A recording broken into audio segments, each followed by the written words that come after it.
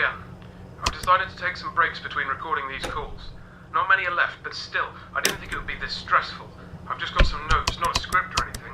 I feel like I might be talking too much about things that are obvious for you, so I'm just going to wing this one. I think at this point you must be pretty confident with your job now, if you can even call it that. I think now might be a good time for you to know a little more about me. I have a feeling that you might be curious, am I wrong? Right then. I was born in November 1968 in Texas, lived a fine life up until my teens, had no real problems with my family, but we weren't exactly rich. My father was an architect at the time, and my mother stayed home with my brother and I. Until the 80s, we lived in a flat, or I suppose it would have been called an apartment over there. It was pretty decent, I think, but honestly, I can't remember much. I had an accident in my teens, stuff I really don't want to talk about. Please don't ask.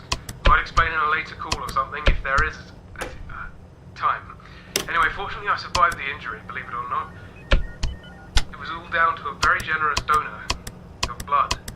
The whole thing was pretty strange and vague for us, and all I know is a small team of people, or maybe it was one person, was willing to give tons of blood to the hospital, and after an entire encyclopedia of signed papers, the transfusion was allowed on behalf of the procedure being an experiment.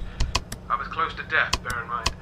I lost most of my memory from before the incident, and the whole event caused a huge stir in the media. I was 18, and with the state I was in, paparazzi wasn't the best treatment. You know? So I sorted out something with my parents, and we moved here to England. So, hopefully on top of being a security guard, you can be a friend too. I wanted to get some of these stories off my chest for a while, since I don't have many people to share them with. And my daughter's kind of busy most of the time. Just someone for me to talk to. And of course, listen to, so go ahead. What do you want to talk about? Ah, nice. I like answering this question. Although my daughter's the only one who actually asked, or has even been given the opportunity to. I'll let you in on a secret. Not a big one, but I think it might be interesting to an outsider. The characters that you see around here weren't originally going to be for a pizzeria. Crazy, right? They're colourful cartoon animals with pink guitars, yellow eyes. Well, it's true. They originally had a totally different purpose. I get nightmares pretty easily. Stupid stuff, like going to the zoo or standing on a tall building. I'll go to sleep that night and wake up in a cold sweat from a nightmare about a creepy porcelain doll. It's ridiculous. Anyway, not a lot of medication can help with that kind of thing, so for a few months I tried a psychic route, like mystic, almost religious kind of solution. It was recommended by a friend I've spoken to online, and it worked, but only once. The idea was that if I designed and created a scarecrow kind of ornament that was entirely designed to fight what I was having nightmares of, then it would appear in those nightmares and destroy, in a sense, the fear from its core.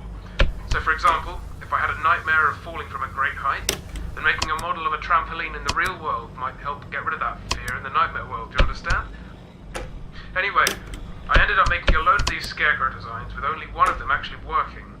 At that time, I heard about this auction thing going on in America. I travelled over there, ended up buying some things, one of which was a hat that used to belong to a famous pizzeria character, which caused a bit of controversy in the area.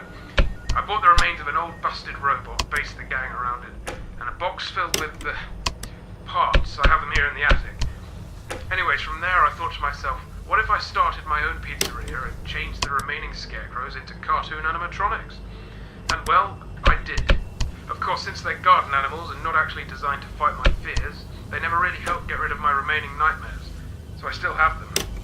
The old scarecrow designs were scrapped. Can't remember what I did with them. Quite a backstory, huh? Hope it was interesting. See you tomorrow.